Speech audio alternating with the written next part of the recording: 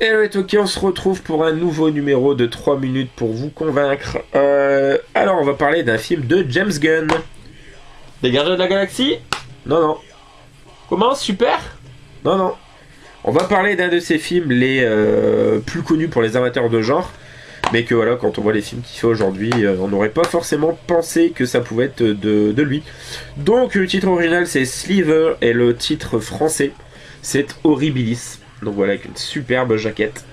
Et donc on retrouve entre autres dedans Michael Rooker, donc qui joue Merle Dixon, le frère de Daryl dans Walking Dead, entre autres, hein, qui joue aussi le rôle titre dans Henry Portrait d'un serial killer par exemple. Alors qu'est-ce que c'est l'histoire? Bah en fait ça va simplement être un couple, je crois que c'est même deux amants qui vont être en forêt, et il va y avoir une météorite qui va tomber avec une lumière forte vive quoi.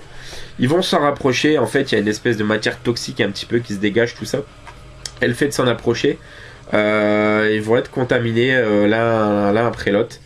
Et ça va donner lieu à des modifications sur leur corps et des transformations un petit peu de ce fait de ce produit, justement, de cette substance. Et donc ça monte vraiment crescendo. La première fois, on voit que le visage de Michael Rooker commence à se transformer. C'est très crédible et c'est très marquant. Ça reste vraiment en tête. Et ça va faire que s'empirer. Quand la femme va être atteinte également, les transformations, ça fait très Brian Usna, ça fait un petit peu. Il y a certaines scènes qui pourraient presque faire penser à certains maquillages qu'on voit dans Hellraiser, par exemple. C'est vraiment très très visuel, très graphique comme film. Et les transformations sont dégueulasses. Plus on avance vers la fin du film, quand la meuf est énorme, elle est dans l'espèce de grange ou je sais plus quoi là.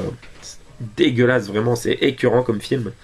Les transformations sont super bien faites, les maquillages et les effets spéciaux sont géniaux.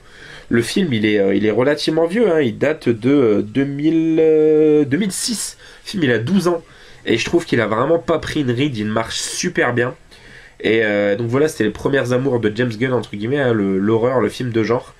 Et voilà, il aura vendu un petit peu son cul pour partir dans la Marvel Family en pondant les Gardiens de la Galaxie, qui est loin d'être le plus mauvais a priori, hein, je l'ai pas vu donc je peux pas donner mon avis.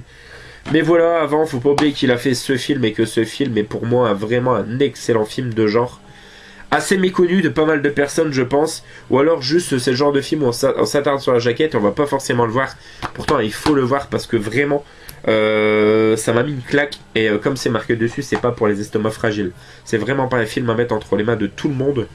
Ça peut choquer et c'est vraiment répugnant. Donc voilà. J'espère que je vous aurai convaincu. Ciao ciao.